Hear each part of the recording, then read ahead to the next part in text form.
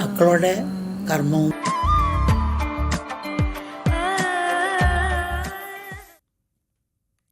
നമസ്കാരം. എല്ലാ പ്രിയപ്പെട്ട പ്രേക്ഷകർക്കും പുതിയൊരു ദിവസത്തിലേക്ക് സ്വാഗതം. രാവിലെയുടെ പുതിയൊരു ലക്കത്തിലേക്ക് സ്വാഗതം.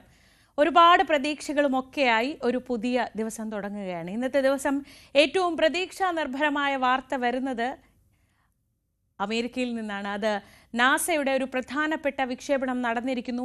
9 മാസങ്ങളായി ബഹിരാകാശത്ത് കുടുങ്ങിയിട്ടുള്ള ബഹിരാകാശ യാത്രികരായ സുനിത വില്യംസിനെയും ബുച്ച് വിൽമോറിനെയും തിരികെ എത്തിക്കുക എന്ന വലിയ സുപ്രധാനമായ ദൗത്യവുമായി ബഹിരാകാശത്തേക്ക് പുറപ്പെട്ട ഡ്രാഗൺ സ്പേസ് എക്സ് 10 ആ വെഹിക്കിൾ വിജയകരമായി വിക്ഷേപിച്ചിരിക്കുന്നു. ഇനി എത്രയും പെട്ടെന്ന് തന്നെ അവരെയും കൊണ്ട് തിരിച്ച് എത്താൻ കഴിയുമെന്നാണ് പ്രതീക്ഷിക്കുന്നത്. ഇപ്പോൾ വിക്ഷേപിച്ചിട്ടുള്ള ഈ വാഹനത്തിൽ ഫാൽക്കൺ 9 റോക്കറ്റിലാണ് ഈ പേടകം വിക്ഷേപിച്ചിട്ടുള്ളത്. ഇതിൽ 4 യാത്രക്കാരാണ് ഉള്ളത്. അവരവിടെ എത്തി ബഹിരാകാശ കേന്ദ്രത്തിൻ്റെ അന്താരാഷ്ട്ര ബഹിരാകാശ നിലയത്തിൻ്റെ ചുമതല ഏറ്റെടുത്ത ശേഷം വളരെ സുരക്ഷിതരായി സുനിത വില്യംസിനെയും ബുച്ച് വിൽമോറിനെയും തിരികെ എത്തിക്കാൻ കഴിയുമെന്നാണ് പ്രതീക്ഷിക്കുന്നത്. അതാണ് ഈ ദിവസം പുലരുമ്പോഴുള്ള ഏറ്റവും പ്രധാനപ്പെട്ട വാർത്ത. അതുൾപ്പെടെ ഒരുപാട് വാർത്തകൾ നമ്മെ കാത്തിരിക്കുന്നുണ്ട്. അതിലേക്ക് പോകുമ്പോൾ ആദ്യം നമുക്ക് നമ്മുടെ ചുറ്റും എന്തൊക്കെ സന്തോഷകരമായ കാഴ്ചകളുണ്ട്, എന്തൊക്കെ ശ്രദ്ധിക്കേണ്ട വാർത്തകളുണ്ടെന്ന് നോക്കാം. നാട്ടിലെന്തുണ്ട്?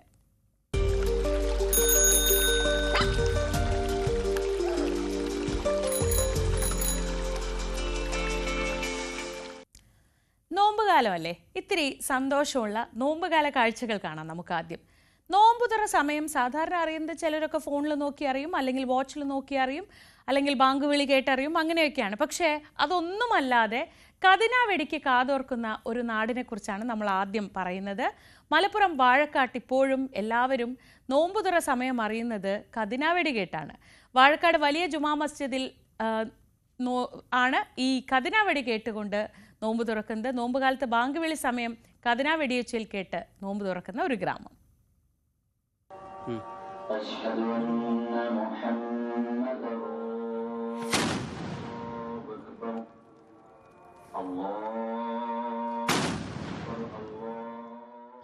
കഴിഞ്ഞ 41 വർഷമായി MC അബ്ദുള്ളയാണ് മുടങ്ങാതെ കദീനവെടി പൊട്ടിക്കുന്നത്. സാങ്കേതിക വിദ്യകൾ ഏറെ പുരോഗമിച്ചിട്ടും കൃത്യതയാർന്ന സമയക്രമം പാലിക്കാൻ കാതോർക്കുന്ന ഒരു നാടാണ് വാഴക്കാട്. പണ്ട് കാലത്ത് പള്ളികൾ കുറവായിരുന്നതിനാൽ കദീനവെടി കേട്ടാണ് ആളുകൾ നോമ്പു തുറന്നിരുന്നത്. അത്താഴത്തിനും നോമ്പു തുറക്കുന്നതിനും കദീനയുടെ വെടിയൊച്ചയായിരുന്നു സമയം അറിയിച്ചിരുന്നത്.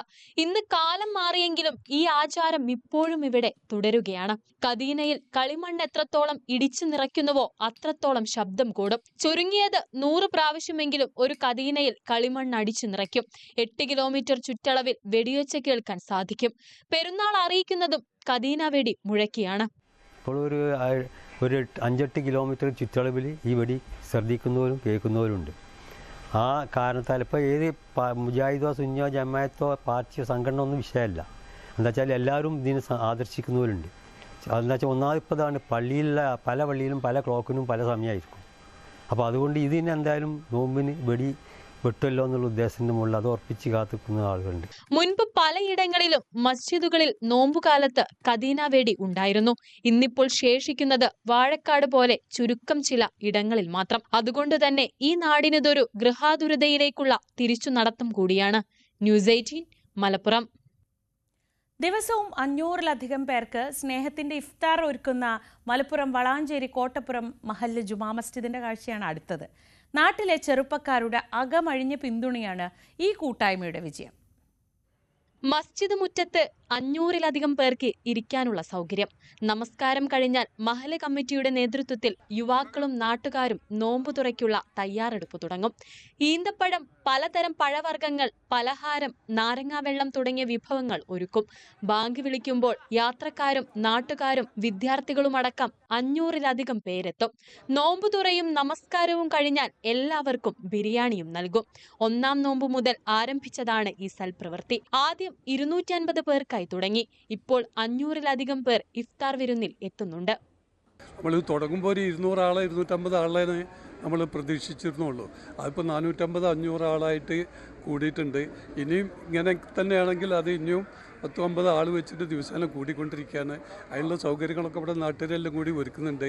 അതിന് പ്രവർത്തകരായിട്ടുള്ള ഒരുപാട് ആളുകളുണ്ട്. അവരൊക്കെ വളരെ സജീവമായിട്ട് രംഗത്തുള്ളതുകൊണ്ട് ഇൻഷാ അല്ലാഹ് ഇത് നോമ്പ് അവസാനിക്കുന്നവരെ നല്ല നിലക്ക് മുന്നോട്ട് പോകുന്ന തന്നെയാണ് ഞങ്ങളുടെ പ്രതീക്ഷ. നല്ല മനുഷ്യരുടെ സഹായമുള്ളതിനാൽ സംഭാവന ചോദിച്ചു വാങ്ങേണ്ടി വന്നിട്ടില്ലെന്ന് മഹല്ല് കമ്മിറ്റി ഭാരവാഹികൾ പറയുന്നു. ഈ കൂട്ടായ്മയുടെ മഹല്ല് കമ്മിറ്റിയുടെ കീഴിലുള്ള ഫുഡ് കമ്മിറ്റി ഇതിനായിട്ട് പ്രത്യേകം തയ്യാറാക്കുകയും അവരുടെ നേതൃത്വത്തിൽ നല്ല പ്രവർത്തനമാണ് നടന്നുകൊണ്ടിരിക്കുന്നത്. ഏകദേശം ഇന്ന് 500 ആളുകൾക്കുള്ള സൗകര്യം ചെയ്തു കൊടുത്തിട്ടുണ്ട്. ഏകദേശം ഇവിടുത്തെ നാട്ടിലെ ചെറുപ്പക്കാർ ഒരു 10-50 ആൾ ഇതിനായിട്ട് സന്നദ്ധരായിട്ട് ഫുൾ ടൈം 4 മണി മുതൽ ഇനി നോമ്പ് തുറക്കുന്നവരെ നിങ്ങൾക്ക് കാണാം വളരെ സജീവമായി ഇതിനു വേണ്ടി തയ്യാറായിട്ടുണ്ട്. അപ്പോൾ അവർക്കൊക്കെ മഹല്ല് കമ്മിറ്റി പ്രത്യേകം നന്ദി അറിയിക്കുകയാണ്. ഇഫ്താർ വിരുന്നൊരുക്കാൻ നേരത്തെ തന്നെ യുവാക്കൾ എത്തിച്ചേരും. എല്ലാവരിലേക്കും നോമ്പുതുറ വിഭവം എത്തിയെന്ന് ഉറപ്പുവരുത്തും. നോമ്പുതുറ കഴിഞ്ഞാൽ സ്ഥലം വൃത്തിയാക്കിയാണ് ഇവർ മടങ്ങുക. ന്യൂസ് 18 തിരൂർ. ദക്ഷിണേന്ത്യയിലെ ആദ്യ ആർച്ച് പാലം എവിടെയാണ്?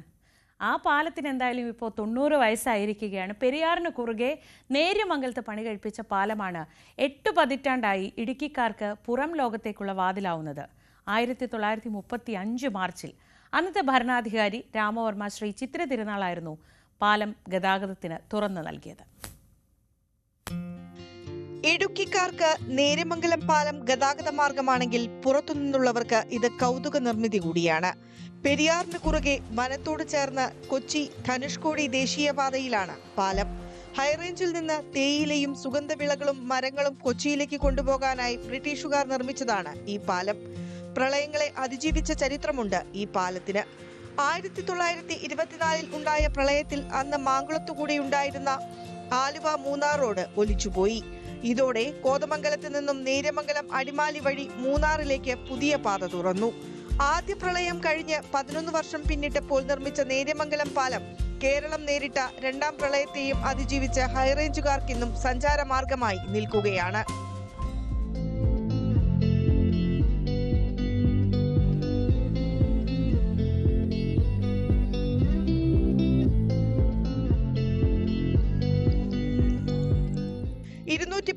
മീറ്റർ നീളവും 4.90 മീറ്റർ വീതിയുമാണ് ഈ ആർച്ച് പാലത്തിനുള്ളത്. 1935 മാർച്ചിൽ അന്നത്തെ ഭരണാധികാരി രാമവർമ്മ ശ്രീ ചിത്തിര തിരുനാളായിരുന്നു പാലം ഗതാഗതത്തിനായി തുറന്നു നൽകിയത്. പാലം 90 വർഷം പിന്നിടുമ്പോൾ പഴയ പാലത്തിന് സമാന്തരമായി പുതിയ പാലത്തിന്റെ നിർമ്മാണ ജോലികളും തുടരുന്നുണ്ട്. നിലവിലെ പാലത്തിലെ ഗതാഗത കുരുക്കാണ് കൊച്ചി ധനുഷ്കോടി ദേശീയപാതയിൽ നിന്നുയരുന്ന ഒരു പരാതി. പുതിയ പാലം വന്നാൽ ഈ പരാതിയും പരിഹരിക്കും. ന്യൂസ് 18 ഇടുക്കി.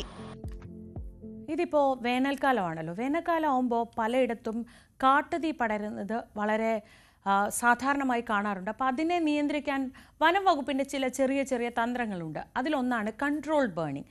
ഈ കൺട്രോൾഡ് ബേണിങ്ങിനെതിരെ വിമർശനവുമായി പരിസ്ഥിതി സംഘടനകൾ രംഗത്തെത്തുകയാണ്. വേനൽക്കാലത്ത് കാട്ടുതീ തടയാൻ എന്ന പേരിൽ നടത്തുന്ന ഈ കൺട്രോൾഡ് ബേണിംഗ് അശാസ്ത്രീയമാണെന്നാണ് അവർ ആക്ഷേപിക്കുന്നത്. പരിസ്ഥിതി സംഘടനയായ ഗ്രീൻ കെയർ കേരളയാണ് ഇത്തരമൊരു ആക്ഷേപവുമായി ഇപ്പോൾ രംഗത്തെത്തുന്നത്. വിവിധ ഇനം പുൽച്ചെടികളും കരിയിലകളും മറ്റും നിറഞ്ഞ ഭാഗത്ത് നടത്തുന്ന കൺട്രോൾഡ് ബേണിംഗ് അഥവാ നിയന്ത്രിതമായ തീയിടൽ പലപ്പോഴും പ്രകൃതിയുടെ സ്വാഭാവികത നഷ്ടപ്പെടുത്തുന്നുവെന്നും ഇഴജന്തുക്കളും മറ്റ് ജീവജാലങ്ങളും ചത്തൊടുങ്ങുമെന്നും ചൂട് വർദ്ധിക്കാൻ ഇടയാക്കുമെന്നും പരിസ്ഥിതി സംഘടനയായ ഗ്രീൻ കെയർ കേരള പ്രവർത്തകർ പറയുന്നു. വനത്തിനുള്ളിലെ ഉരകജീവികള്, പാമ്പ്, അതുപോലെ കരയാമ, പക്ഷികളുടെ മുട്ടയടക്കം പക്ഷികളും അനേകം പക്ഷികളും അപൂർവ ഇനം സ്പീഷീസുകളും ഇതിനോടൊപ്പം വെന്തുവെണ്ടികളാകുകയാണ് ചെയ്യുന്നത്. അപ്പോൾ ഫോറസ്റ്റ് ഡിപ്പാർട്ട്മെൻറ്റിൻ്റെ ഈ കൺട്രോൾ ബേണിംഗ് എന്ന സിസ്റ്റം കാലഹരണപ്പെട്ടതും അശാസ്ത്രീയവുമാണ്. ഇതിനെതിരെ നിരവധി തവണ പരാതിയും റിപ്പോർട്ടും കൊടുത്തിട്ടും ഇപ്പോഴും ഇവർ നിർബാധം ഇത് തുടർന്നുകൊണ്ടിരിക്കുകയാണ്. അതുകൊണ്ട് ഉന്നത അധികാരികൾ, സർക്കാർ ഇതിൽ ഇടപെട്ട് ഈ കൺട്രോൾ ബേണിംഗ് സിസ്റ്റം, അശാസ്ത്രീയമായ സിസ്റ്റം നിർത്തിവെപ്പിക്കണമെന്നാണ് ഞങ്ങൾക്ക് പറയാനുള്ളത്. വേനൽക്കാലത്ത് വനാതിർത്തികളിൽ തീ പടരുന്നത് പതിവാണ്. ജനങ്ങളുടെ അശ്രദ്ധമായ ഇടപെടൽ കൊണ്ടും സാമൂഹ്യ വിരുദ്ധരുടെ അക്രമ പ്രവർത്തനങ്ങൾ കൊണ്ടും വനത്തിൽ അഗ്നിബാധയുണ്ടാകും. കാട്ടുതീ തടയാൻ ഫയർ ലൈൻ തെളിക്കുന്നത് കാര്യക്ഷമമായി നടപ്പാക്കണമെന്നും വന്യജീവികൾക്കും മറ്റ് ആവാസ വ്യവസ്ഥകൾക്കും ദോഷകരമായ കൺട്രോൾഡ് ബേണിംഗ് ഒഴിവാക്കാൻ വനം വകുപ്പ് തയ്യാറാകണമെന്നും പരിസ്ഥിതി സംഘടനയായ ഗ്രീൻ കെയർ കേരള ഇടുക്കി ജില്ലാ ഘടകം ആവശ്യപ്പെട്ടു. ന്യൂസ് 18 ഇടുക്കി. വേനൽ കടുത്തതോടെ പലയിടത്തും പല പ്രശ്നങ്ങളാണ്. മലപ്പുറം എടപ്പാൾ ചെർലശ്ശേരിയിൽ കുടിവെള്ളമാണ് ഏറ്റവും വലിയ പ്രശ്നമാവുന്നത്. പഞ്ചായത്തിൻ്റെ ഒരു കുഴൽക്കിണറാണ് ഈ ഭാഗത്തുള്ളവരുടെ ഏക ആശ്രയം. പ്രതിമാസം 1000 കണക്കിന് രൂപ വെള്ളത്തിനായി മാത്രം ചെലവാക്കേണ്ട ഗതികേടിലാണ് ഇവിടുത്തെ താമസക്കാർ. ചെർളശ്ശേരിയിൽ 35ഓളം കുടുംബങ്ങളുണ്ട്. വേനൽ കടുത്തതോടെ ഇവർ കുടിവെള്ളത്തിനായി നെട്ടോട്ടമോടുകയാണ്. പഞ്ചായത്തിന്റെ പൊതുകിണറാണ് ഏക ആശ്രയം. വേനലായതോടെ ഈ കിണറിലും വെള്ളം കുറഞ്ഞു. ടാങ്കറിലൂടെ വെള്ളം എത്തിക്കുക മാത്രമാണ് പോംവഴി. ഇതിനായി വലിയ വില നൽകണം. സാധാരണക്കാരായ കുടുംബങ്ങൾക്കിത് താങ്ങാനാകുന്നതിലും അപ്പുറമാണ്. പ്രതിമാസം ആയിരങ്ങൾ വെള്ളത്തിനായി മാത്രം ചിലവാക്കേണ്ട ഗതികേടിലാണ് പ്രദേശവാസികൾ. ഞങ്ങൾക്ക് കുടിവെള്ളമില്ല, ഒരു കാര്യത്തിനും വെള്ളമില്ല. ഞങ്ങൾ പൈസ കൊടുത്തിട്ടാണ് വെള്ളം വാങ്ങുന്നത്. 2-3 മാസമായി വെള്ളം വാങ്ങൽ തുടങ്ങിയിട്ട്. ഞങ്ങൾക്ക് മോട്ടർ കേടുന്ന അത് ആരെ കൊണ്ടുപോയി എന്താന്നുള്ളത് എനിക്കറിയില്ല. അതോടുകൊണ്ട് ഞങ്ങൾക്ക് വെള്ളം വേണം. ഇവരാകെ ചിലവാക്കിയത് ഇവിടെ മോട്ടർ മാത്രമേ വെച്ചിട്ടുള്ളൂ. ഈ ബാക്കി പൈസ ഇവർ എന്ത് ചെയ്ത് മോട്ടോർ പേര് ഇതിൻ്റെ കൂടെ ചെയ്യേണ്ടതാണ്. മെമ്പറിനോട് വെച്ചപ്പോൾ മെമ്പർ ഒന്നും അറിഞ്ഞിട്ടില്ല ഈ കാര്യങ്ങൾ. മെമ്പർ ഇങ്ങോട്ട് തിരിഞ്ഞു നോക്കണ പോലും ഇല്ല. കുടിവെള്ളം ലഭ്യമാക്കാൻ അധികൃതർ തയ്യാറാകാത്തതിൽ പ്രദേശവാസികൾക്കിടയിൽ വലിയ പ്രതിഷേധമുണ്ട്. സമരമല്ലാതെ മറ്റു മാർഗങ്ങളില്ലെന്നാണ് പ്രദേശവാസികൾ പറയുന്നത്. ന്യൂസ് 18 തിരൂർ. കാസർഗോഡ് കാഞ്ഞങ്ങാട് പുതിയ കോട്ടയിൽ കൂറ്റൻ മരം കടപുഴകി വീണ അപകടം. റോഡരികിൽ നിർത്തിയിട്ട കാറുകൾക്ക് മുകളിലേക്കായിരുന്നു മരം പതിച്ചത്. കാറിലുണ്ടായിരുന്ന സ്ത്രീകൾ അത്ഭുതകരമായിട്ടാണ് രക്ഷപ്പെട്ടത്. പുതിയ കോട്ടയിൽ ഉച്ചയോടെയാണ് അപകടം. റോഡരികിൽ അപകട ഭീഷണി ഉയർത്തുന്ന മരമാണ് താഴേക്ക് പതിച്ചത്. റോഡരികിൽ നിർത്തിയിട്ടിരുന്ന കാറുകൾക്ക് മുകളിലേക്ക് മരം പതിക്കുകയായിരുന്നു. അപകടത്തിൽപ്പെട്ടവരെ ഉടൻ തന്നെ ഫയർഫോഴ്സും നാട്ടുകാരും ചേർന്ന് പുറത്തെടുത്തു. പള്ളി പോകുമ്പോൾ അവിടെ ഒരു വണ്ടി ഉണ്ടായിരുന്നു, അതിലൊരു ഫാമിലി ഉണ്ടായിരുന്നു. പള്ളി പോയിട്ട് ഞാൻ പള്ളിയിൽ എപ്പോഴും കുട്ടികളൊന്നും ഇവിടുന്ന് ഓടി വരുന്നുണ്ട്. ബാപ്പ ഇങ്ങനെ മരം വീണിട്ട് 2 വണ്ടിയിനകത്ത് മരം വീണു. കാറിലുണ്ടായിരുന്ന 2 പേർക്ക് തലയ്ക്ക് പരിക്കേറ്റിട്ടുണ്ട്. ഇവരെ ആശുപത്രിയിലേക്ക് മാറ്റി. ഫയർഫോഴ്സ് എത്തി മരങ്ങൾ മുറിച്ചു നീക്കി. നഗരത്തിൽ അപകട ഭീഷണി ഉയർത്തുന്ന മരങ്ങൾ മുറിച്ചു മാറ്റണമെന്ന ആവശ്യം ശക്തമാകുന്നു. ന്യൂസ് 18 കാസർഗോഡ്. ഔദ്യോഗിക തിരക്കുകൾക്കൊക്കെ ഇടയിലും കൃഷിക്കായി സമയം മാറ്റിവെക്കുകയാണ് കോഴിക്കോട് പെരുവയൽ പഞ്ചായത്ത് പ്രസിഡന്റ് സുബിത തോട്ടാഞ്ചേരി. വീടിനോട് ചേർന്നുള്ള തരിശായി കിടന്ന 50 സെന്റ് സ്ഥലമാണ് സുബിത കൃഷിയോഗ്യമാക്കിയത്. സുബിതയുടെ തോട്ടം നിറയെ പപ്പായകൾ വിളഞ്ഞു നിൽക്കുകയാണ്. പഞ്ചായത്ത് പ്രസിഡന്റിന്റെ ഉത്തരവാദിത്തങ്ങൾക്കിടയിലും ഇവ പരിചരിക്കാൻ സമയം കണ്ടെത്തുന്നുണ്ട് സുബിത തോട്ടാഞ്ചേരി. വീടിനോട് ചേർന്ന് തരിശായി കിടന്ന 50 സെന്റ് കൃഷിയോഗ്യമാക്കിയാണ് കൃഷി തുടങ്ങിയത്. റെഡ് ലേഡി ഇനത്തിൽപ്പെട്ട പപ്പായയാണ് നട്ടത്. പഞ്ചായത്തിലെ കാർഷിക കർമ്മസേന തയ്യാറാക്കിയ തൈകളാണ് കൃഷിയിടത്തിൽ നട്ടിരുന്നത്. 6 മാസം മുൻപ് പാകിയ പപ്പായ തൈകളെല്ലാം നിറയെ കായ്ച്ചു.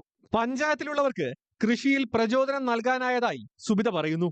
എൻ്റെ ഹസ്ബൻഡിൻ്റെയും കൂടെ ഏറ്റവും വലിയൊരു ആഗ്രഹമായിരുന്നു ഇത് എന്നുള്ളതും കൂടെ എൻ്റെ ഒരു വലിയൊരു പ്രത്യേകതയാണ്.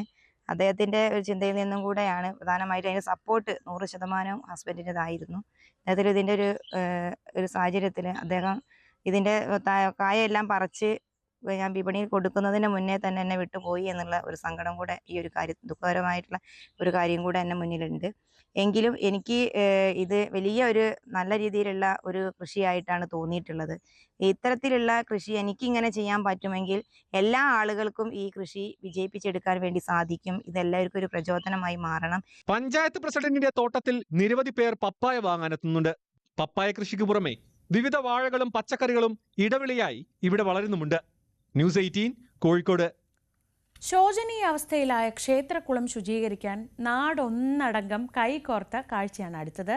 പാലക്കാട് വിളയൂർ കരിപ്പമണ്ണ ശിവക്ഷേത്രത്തിന്റെ കുളമാണ് ജനകീയ കൂട്ടായ്മ ശുചീകരിച്ചത്. ഒരുപാട് പേർ ആശ്രയിച്ചിരുന്നതാണ് കരിപ്പമണ്ണ ശിവക്ഷേത്രത്തിലെ ഈ കുളം. നവീകരണം ഇല്ലാതായതോടെ കുളം നശിച്ചു. അരികിടിഞ്ഞും ചെളിയും പായലും നിറഞ്ഞും കുളം നാശമായി. ഇതോടെയാണ് കുളം ശുചീകരിക്കാൻ നാട്ടുകാർ ഒന്നിച്ചത്. ക്ഷേത്ര കമ്മിറ്റിയുടെ നേതൃത്വത്തിലായിരുന്നു ജനകീയ കൂട്ടായ്മയുടെ പ്രവർത്തനം. കരിപ്പമണ്ണ അമ്പലത്തിൻ്റെ ഇപ്രാവശ്യത്തെ ശിവരാത്രി ആഘോഷം നാട്ടുകാരുടെയും ഭക്തരുടെയും സഹകരണത്തോടുകൂടി ഈ നാട്ടിലെ എല്ലാ കുട്ടികളുടെയും സ്ത്രീകളുടെയും കലാപരിപാടികളോടുകൂടി ഗംഭീരമായി ആഘോഷിച്ചു.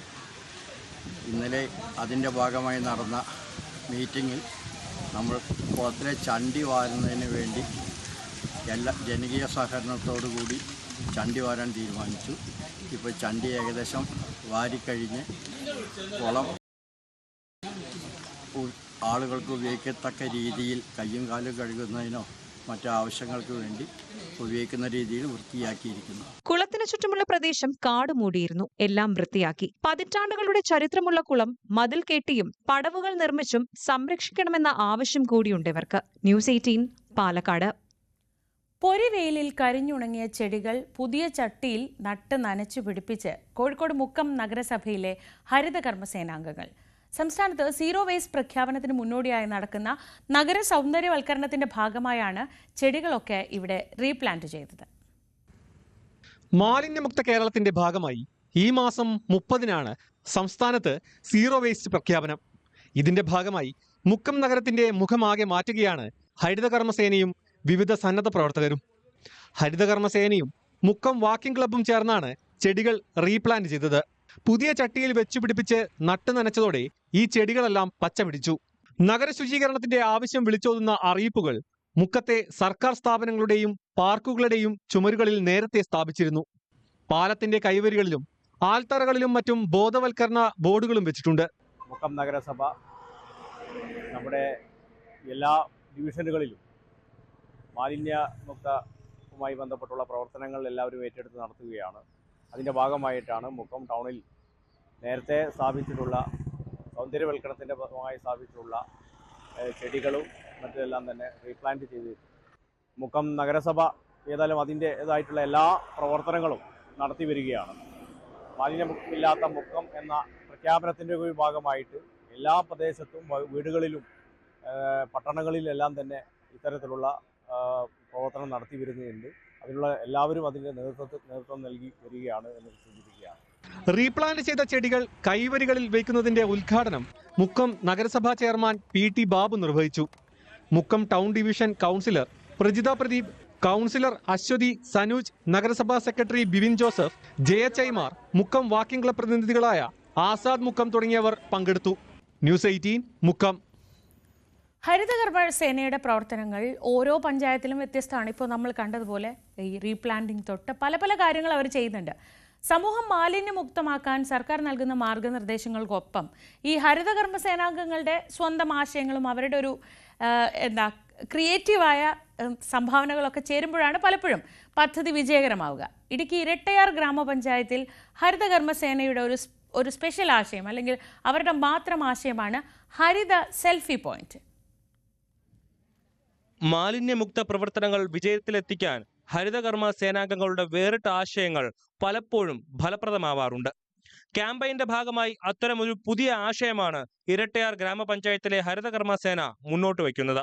ഹരിതകർമ്മ സേന ശേഖരിച്ച മാലിന്യ കുപ്പികളുടെ അടപ്പുകൾ ഉപയോഗിച്ച് ചിത്രശലഭത്തിന്റെ മാതൃകയിൽ നിർമ്മിച്ച സെൽഫി പോയിന്റ് ആണ് ഇപ്പോൾ ശ്രദ്ധേയമാകുന്നത്.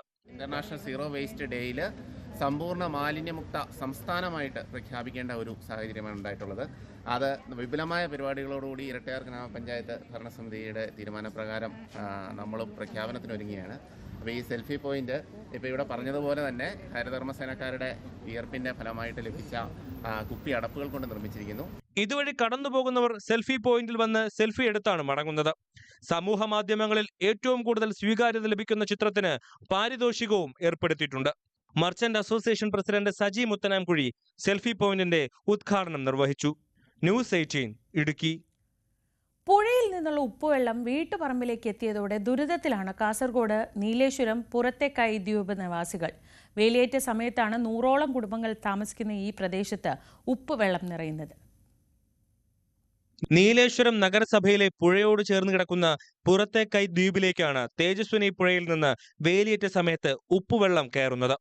വീട്ടുമുറ്റം വരെ ഉപ്പുവെള്ളം വന്ന് നിറയുന്നതാണ് സാഹചര്യം. മുൻകാലങ്ങളിലൊന്നും ഇത്തരത്തിൽ വെള്ളം വന്ന് നിറയുന്ന സാഹചര്യം ഇല്ലായിരുന്നുവെന്നും ആഴ്ചകളായി ദുരിതത്തിലാണെന്നും നാട്ടുകാർ പറയുന്നു. ഉപ്പുവെള്ളം കാരണം കൃഷിയിടങ്ങൾ നശിക്കുകയാണ്. ചെളിയും ദുർഗന്ധവും പ്രാണിശല്യവും വർദ്ധിച്ച് വീടുകളിൽ താമസിക്കാൻ കഴിയാത്ത അവസ്ഥയാണെന്നും നാട്ടുകാർ പറയുന്നു. പാർശ്വഭിത്തി തകർന്നിട്ട് ഇപ്പോൾ 10-20 വർഷമായി. മുമ്പെല്ലാം 3 വർഷം കൂടുമ്പോൾ മെയിൻ്റെനൻസ് ചെയ്യാറുണ്ട്. ഇപ്പം അങ്ങനത്തെ ഒരു പരിപാടി ഇറിഗേഷൻ വകുപ്പ് ഭാഗത്തുനിന്ന് ഉണ്ടായില്ല. ഇപ്പോൾ 2 വർഷമായിട്ട് നമ്മളെ പുറത്തേക്ക് ഗ്രാമനിലൊരു ദ്വീപാണ്. ചുറ്റും വെള്ളത്താൽ ചുറ്റപ്പെട്ട് കിടക്കുന്ന ഒരു ദ്വീപ്. ഇവിടെ കുടിവെള്ള ആശ്രയം തന്നെ പൈപ്പ് വെള്ളമാണ്. ഇപ്പോൾ ഒരു 120 വീട് പുറത്തേക്ക് പരിസരത്തായിട്ട് ഉണ്ട്. നമ്മൾ ഈ പുറത്തേക്ക് അവരെല്ലാം ഇപ്പം ദുരിതത്തിലാണ്. ഇപ്പം വെള്ളം കയറിയതുകൊണ്ട് വീടിൻ്റെ ചുമരുകളിൽ നിന്ന് കല്ല് പൊടിഞ്ഞു പോകാൻ വേണ്ടി തുടങ്ങി. അപ്പോൾ അതുപോലെ തെങ്ങ്, വാഴ കൃഷി, കഴുങ്ങ് ഇതെല്ലാം ഇപ്പം നശിച്ചു കൊണ്ടിരിക്കുകയാണ്. ഇപ്പം നിങ്ങൾക്ക് കാണാൻ പറ്റും. ഇപ്പോൾ തൊട്ടടുത്തുള്ള പറമ്പിലെ തെങ്ങെല്ലാം മുറിച്ച് മാറ്റിയായിരുന്നു ഈ ഉപ്പുവെള്ളത്തിൻ്റെ വേലിയേറ്റം കൊണ്ട്. നീലേശ്വരം നഗരസഭയിലെ തീരദേശ വാർഡുകളായ പുറത്തേക്കൈ, കടിഞ്ഞിമൂല പ്രദേശങ്ങളിലെ 100 കണക്കിന് കുടുംബങ്ങൾക്കാണ് ദുരവസ്ഥ. ദേശീയപാത നിർമ്മാണത്തിന്റെ ഭാഗമായി നീലേശ്വരം പുഴയുടെ പല ഭാഗത്തും ബണ്ടുകൾ നിർമ്മിച്ചത് ഉപ്പുവെള്ളം വീട്ടുപറമ്പുകളിൽ എത്തുന്നതിന് കാരണമായെന്ന് പ്രദേശവാസികൾ പറയുന്നു. തേജസ്വിനി പുഴയിൽ ഹൗസ് ബോട്ടുകൾ തള്ളുന്ന മാലിന്യങ്ങളും ഉപ്പുവെള്ളത്തിനൊപ്പം വീടുകളിലേക്ക് എത്തുന്നുണ്ട്. തൈക്കടപ്പുറം മുതൽ നീലേശ്വരം പാലം വരെ പാർശ്വഭിത്തി നിർമ്മിച്ചാൽ മാത്രമേ പ്രശ്നത്തിന് ശാശ്വത പരിഹാരം കണ്ടെത്താനാകൂ. പ്രശ്നത്തിന് അടിയന്തര പരിഹാരം കണ്ടെത്തിയില്ലെങ്കിൽ ശക്തമായ പ്രക്ഷോഭമുണ്ടാകുമെന്ന് പ്രദേശവാസികൾ പറഞ്ഞു. ന്യൂസ് 18 കാസർഗോഡ്. ഇടുക്കി വെള്ളത്തൂവൽ കുടുംബാരോഗ്യ കേന്ദ്രത്തിൽ മതിയായ സൗകര്യങ്ങളില്ലെന്ന് പരാതി. പുതിയ കെട്ടിടം ഉൾപ്പെടെയുള്ള അടിസ്ഥാന സൗകര്യങ്ങൾ ഉറപ്പാക്കണമെന്നാണ് ഇവിടുത്തുകാരുടെ ആവശ്യം. വകുപ്പുകൾ തമ്മിലുള്ള തർക്കമാണ് അവിടെ വികസനത്തിന് തടസ്സമാവുന്നത്. ദിവസവും 100 കണക്കിന് രോഗികൾ ചികിത്സ തേടിയെത്തുന്നുണ്ട് വെള്ളത്തൂവൽ കുടുംബാരോഗ്യ കേന്ദ്രത്തിൽ.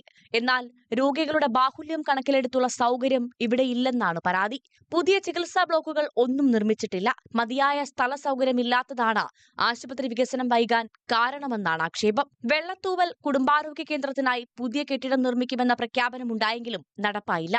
കെട്ടിടം നിർമ്മിക്കേണ്ടുന്ന ഭൂമിയുടെ ഉടമസ്ഥാവകാശം സംബന്ധിച്ചുള്ള വകുപ്പ് തല തർക്കമാണ് തടസ്സമായി പറയുന്നത്. സാധാരണക്കാരായ ആളുകൾ ചികിത്സ തേടിയെത്തുന്ന ഈ കുടുംബാരോഗ്യ കേന്ദ്രം അടിയന്തരമായി പുനർനിർമ്മിക്കണമെന്ന ആവശ്യം ശക്തമാണ്. ന്യൂസ് 18 ഇടുക്കി. ഇനി ഒരാളെ പരിചയപ്പെടുത്താം. ഈ ക്രിക്കറ്റ് എല്ലാ മത്സരങ്ങളും വിടാതെ കാണുന്നവരെ നമുക്കറിയാം. ഫുട്ബോൾ എവിടെ നടന്നാലും അത് പോയി കാണുന്നവരെ അറിയാം. അങ്ങനെ പല പല ആളുകളെ നമ്മൾ കാണാറുണ്ട്. ഇത് കേരളത്തിലെ ഏത് ഭാഗത്ത് വോളിബോൾ മത്സരം നടന്നാലും അവിടെ എല്ലാം എത്തുന്ന ഒരാളാണ്. ചിലപ്പോഴൊക്കെ സംസ്ഥാനം മാത്രമല്ല, സംസ്ഥാനത്തിന് പുറത്തേക്കും യാത്ര ചെയ്യും. വോളിബോൾ ജീവശ്വാസമായി കരുതുന്ന ഇടുക്കിയിലെ ജോസഫിന്റെ വിശേഷങ്ങളിലേക്കാണ് ഇനി നമ്മൾ പോകുന്നത്.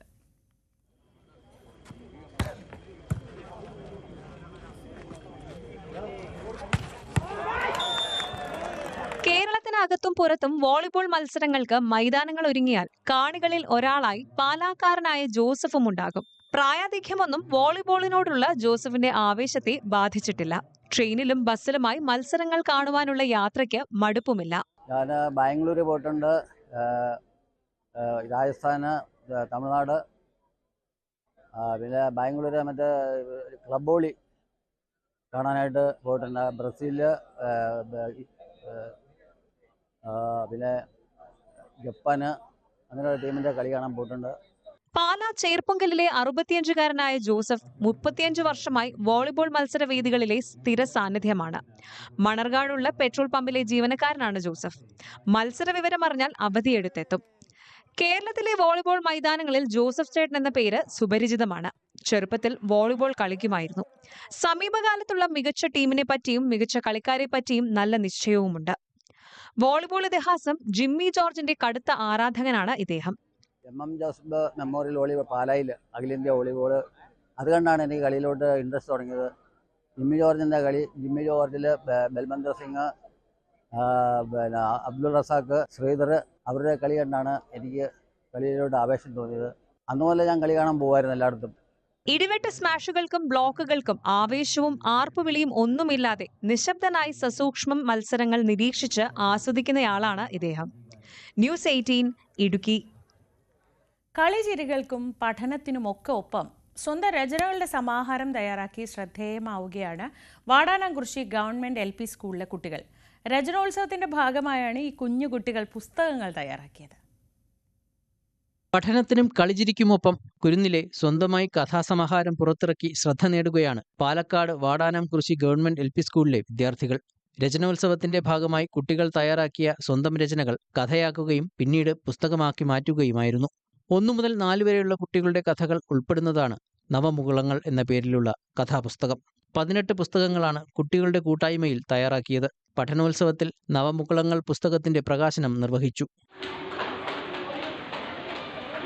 എന്തൊക്കെ നമുക്ക് പഠിക്കാൻ സാധിച്ചു. കളിയോടൊപ്പം നമ്മുടെ പഞ്ചായത്തിന്റെ തനത് പദ്ധതിയായ ജ്യോതി സമഗ്ര വിദ്യാഭ്യാസ പദ്ധതി ഒരുപാട് നമുക്ക് പഠിക്കുന്നതിന് സഹായിച്ചിട്ടുണ്ട്. അത്തരത്തിൽ നമ്മൾ നേടിയെടുത്ത അറിവുകൾ പ്രകടിപ്പിക്കുന്നതിനുള്ള ഒരു മികച്ച വേദിയാണ് ഇന്നിവിടെ നടക്കുന്ന പഠനം. കുട്ടികൾക്കുള്ള ഉപഹാരങ്ങളും വിതരണം ചെയ്തു.